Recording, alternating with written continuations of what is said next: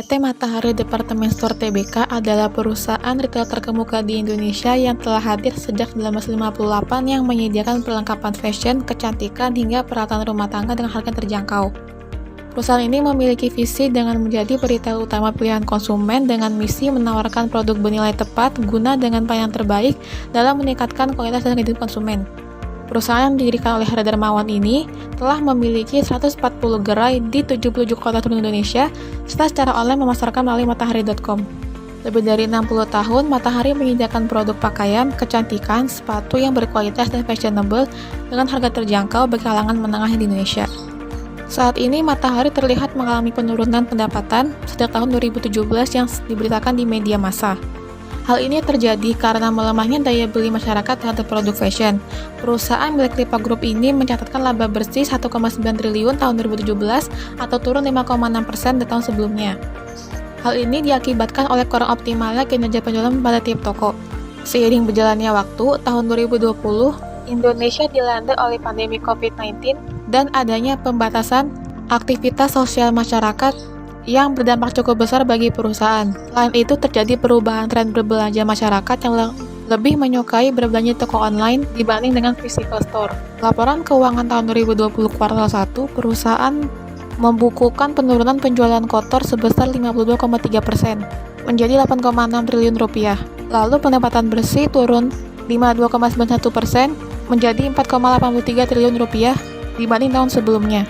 Maka sepanjang tahun 2020, perusahaan mengalami kerugian senilai 873,18 miliar yang mengakibatkan penutupan 25 gerai yang tidak memberikan kinerja optimal. Kemudian tahun 2021 pada kuartal 1, perusahaan mencatat rugi bersih senilai 95 miliar dengan penjualan kotor senilai 2 triliun rupiah lebih rendah 23,6% tahun 2020. Secara penjualan bersih menjadi 1,2 triliun rupiah, yaitu 25% di bawah tahun 2020. Namun Matahari berhasil bangkit pada tahun 2022 di kuartal 1 dengan membukukan laba bersih 145 miliar rupiah dari rugi bersih di kuartal 1 2021 sebesar 95 miliar. Perusahaan mengalami peningkatan penjualan kotor 2,4 triliun rupiah, naik 16% dari kuartal 1 tahun 2021. Saat ini perusahaan berencana untuk membuka minimal 10 gerai di tahun 2022 dengan pengembangan konsep format baru yang berfokus pada keunggulan operasional, eksekusi strategi, dan pengeluaran hemat. Porter 5 Forces adalah suatu pendekatan yang digunakan untuk mengetahui tingkat kekuatan industri berdasarkan faktor eksternal perusahaan. Teori ini dikembangkan oleh Michael E. Porter akibat adanya pandangan industrial organization di mana perusahaan sangat memperhatikan faktor eksternal guna mendapatkan posisi keunggulan kompetitif. Poin pertama ada bargaining power of supplier, yaitu seberapa perusahaan memiliki ketergantungan dengan supplier. Yang kedua ada trend of new entrants, hal ini berhubungan dengan seberapa tingkatan kekuatan para pemain lama atau pemain baru untuk berkompetisi di pasar yang sama. Yang ketiga ada bargaining power of buyer, di mana daya tawar pembeli terhadap perusahaan dapat mempengaruhi harga naik atau harga turun. Jika pembeli tidak memiliki alternatif produk lain selain perusahaan itu saja, maka berkekuatan rendah. Begitupun sebaliknya. Poin yang keempat ada trade of substitutes. Kuatnya persaingan perusahaan tidak hanya dinilai dari hadirnya para pesaing, tapi juga dari barang yang dihasilkan, yang dapat menjadi produk pengganti. Terakhir ada rivalry among existing competitors, yaitu seberapa kuat kondisi persaingan di suatu pasar. Selanjutnya, cash flow analysis bertujuan untuk mengetahui arus kas perusahaan dan proyeksi keuangan atau suatu perusahaan, guna melihat apakah keuangan sebuah perusahaan lancar menerima profit atau justru malah defisit, serta juga melihat apakah keuntungan yang dihasilkan sesuai dengan target perusahaan dan juga menggambarkan likuiditas perusahaan. Terdapat 3 aktivitas, pertama ada operating activities, investing activities, dan financing activities. Trade of new entrants dari Matahari berkategori sedang atau moderate karena posisi Matahari telah hadir sejak lama di Indonesia dan telah memiliki brand image sebagai retail fashion kelas menengah. Lalu yang kedua ada trade of substitute product yang berkategori cukup kuat karena adanya pesaing yang juga menawarkan produk serupa dengan fungsi yang sama. Yang ketiga, bargaining power of buyers berkategori sangat tinggi karena konsumen dengan mudah berpindah pola belanjanya sesuai kebutuhan masing-masing. Hal ini karena banyaknya alternatif produk dengan harga yang sama dan kualitas yang sama. Yang keempat, bargaining power of supplier berkekuatan sedang karena masih adanya ketergantungan antara Matahari dengan supplier. Saat ini Matahari memiliki 150 supplier baik domestik maupun internasional. Yang terakhir, rivalry among existing competitors berkategori tinggi karena banyak perusahaan sejenis yang menawarkan barang serupa dengan fungsi yang sama dan harganya tidak jauh berbeda, seperti MAP Fashion dan Ramayana. Berikutnya cash flow analysis. Net cash from operating cash flow senilai 2,388,720 jauh meningkat dibandingkan dengan tahun sebelumnya. Hal ini karena adanya peningkatan di sisi cash received from customer yaitu 113 juta, sehingga net operating cash flow growth-nya positif 168,45%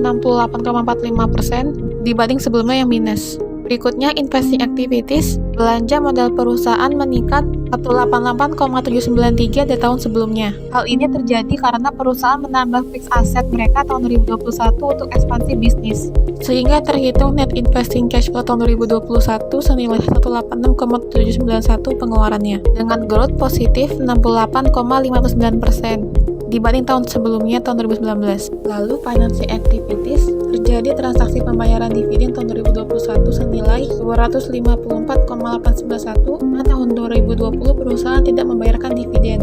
Lalu penerbitan saham atau change in capital stock tahun 2021 senilai 200,114 yang mengalami penurunan, sehingga net financing cash flow tahun 2021 senilai 2,64,489 yang jauh lebih banyak tahun 2019, dengan net financing cash flow growth-nya naik menjadi minus 512,22%.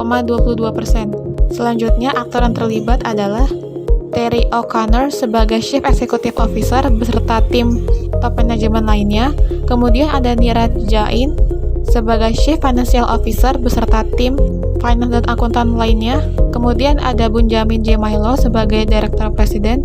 Lalu ada Monish Mansuhani sebagai Presiden Komisioner dan timnya. Dan yang terakhir ada Corporate Business Analyst beserta timnya. Tantangan dan hambatan yang dihadapi dalam analisa perusahaan ini adalah banyaknya pesaing dalam industri retail dengan produk yang sejenis, sehingga menjadi tantangan perusahaan di mana pembeli mudah untuk beralih pola belanjanya.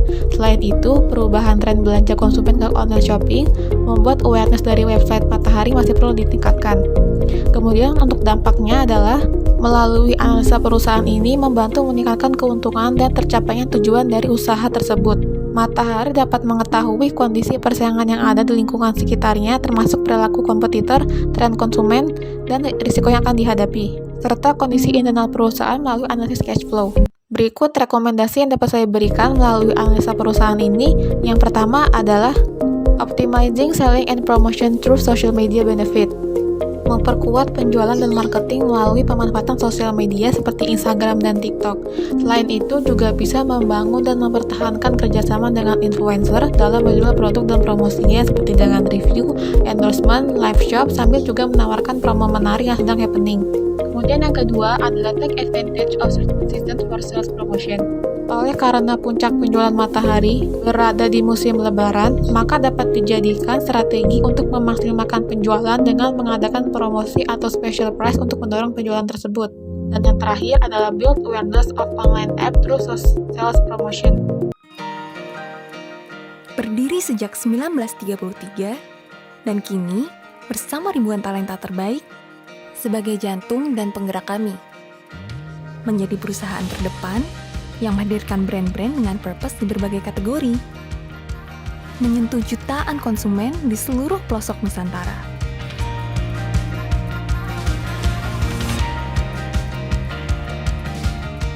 Membawa perubahan perlahan demi perlahan untuk bumi agar menjaganya tetap lestari dan untuk masyarakat Indonesia. Semua ini didorong oleh rasa cinta kami, kesungguhan hati dan semangat yang terkumpul dari beribu latar di negeri ini, membuka kesempatan untuk menghadirkan kekuatan dari banyaknya potensi, siap hadapi apapun yang akan datang di esok hari.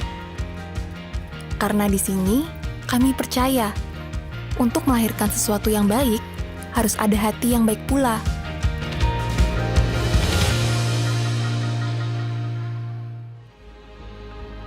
Ini cerita tentang rasa bahagia dan bangga, karena kami bisa, sebagai satu Unilever Indonesia, melengkapi hari lebih dari 69 juta rumah tangga dari berbagai kalangan. Bahagia kami juga karena kami bisa dekat dengan kamu, menjadi alasan dari tawa cerahmu, menjadi alasan dari sehat tubuhmu, menjadi alasan dari manisnya harimu. Inilah alasan kami ada, untuk meraih cinta dan percaya masyarakat Indonesia, lewat kebaikan dalam berbagai produk dan upaya, di hari ini, hari esok, dan seterusnya. Kebaikan yang semoga bisa terus berlipat ganda.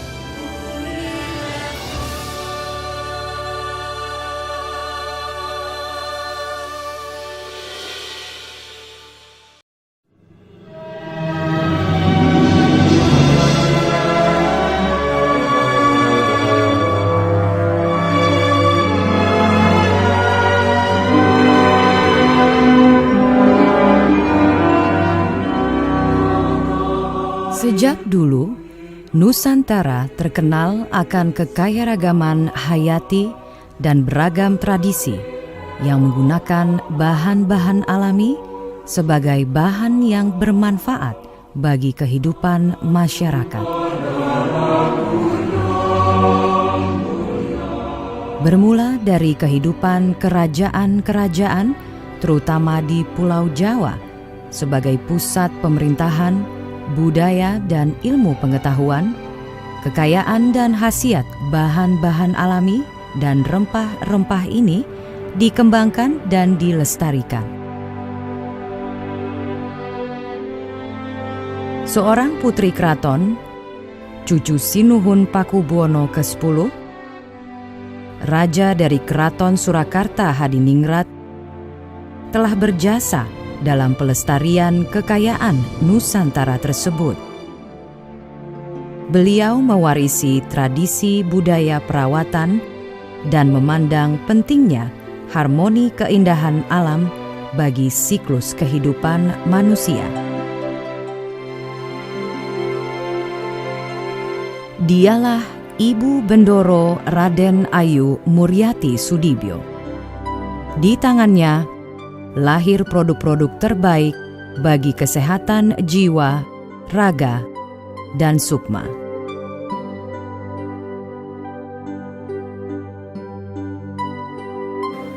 Pengalaman pendidikan dari Eyang Sri Susuhunan Pakubuwono ke-10 di Keraton Surakarta Hadiningrat membuat saya terpanggil untuk membagikan filosofi yang diturunkan kepada saya tentang pelestarian budaya Jawa untuk membagikan ilmu pengetahuan kesehatan, kebugaran, dan perawatan paripurna kepada masyarakat luas yang memanfaatkan sumber daya alam kita.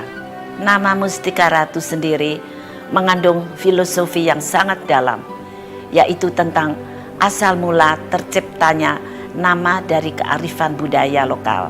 Kusumo rembesing madu, turuning sinatrio, tedak ing wong amoratopo, mustikaning ratu.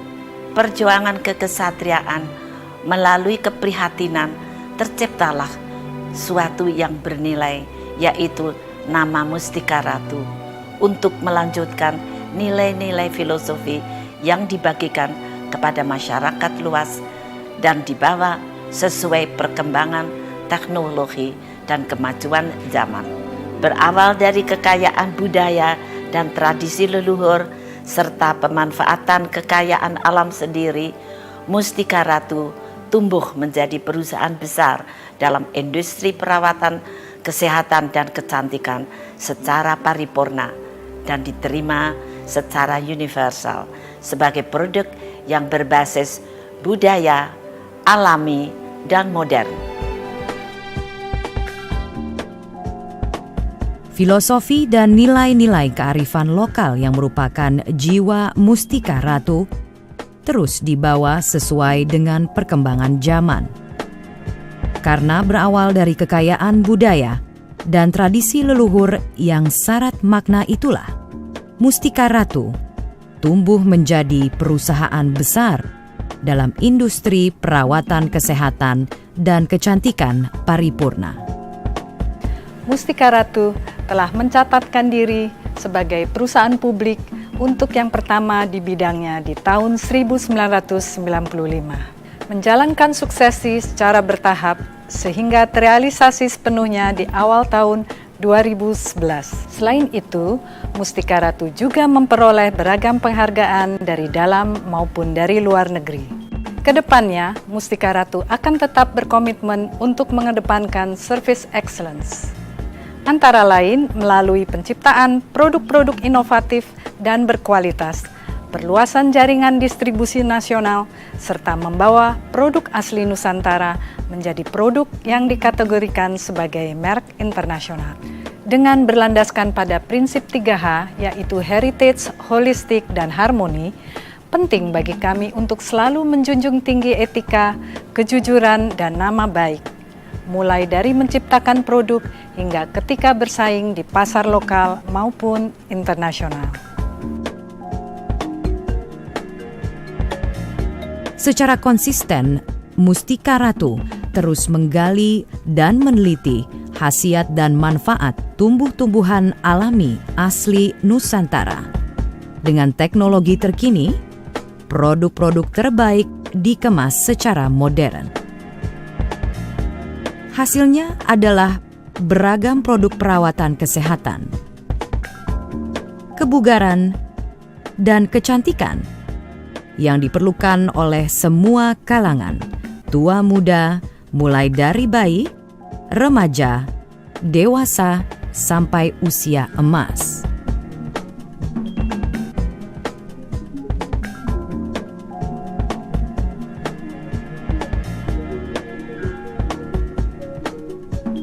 Memberi kepuasan bagi pelanggan dan masyarakat akan produk-produk yang bermutu selalu menjadi fokus utama Mustika Ratu.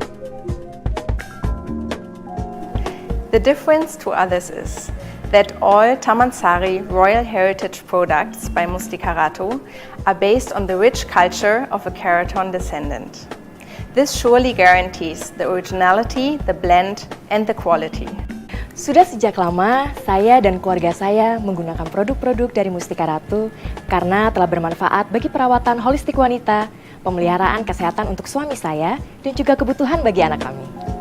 Kepedulian Mustika Ratu terhadap keselarasan lingkungan dan masyarakat dikembangkan dalam gerakan pemberdayaan kemandirian ekonomi perempuan Indonesia, seperti melalui program pelatihan keterampilan.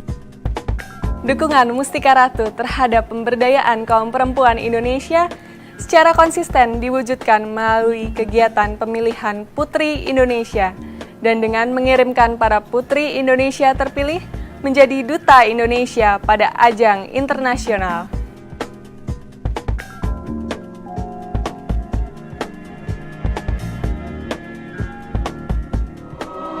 Kedepannya, dengan terus menggali kekayaan budaya dan tradisi leluhur, serta membagikannya kepada dunia, Mustika Ratu akan terus maju, baik di pasar lokal, regional, maupun global.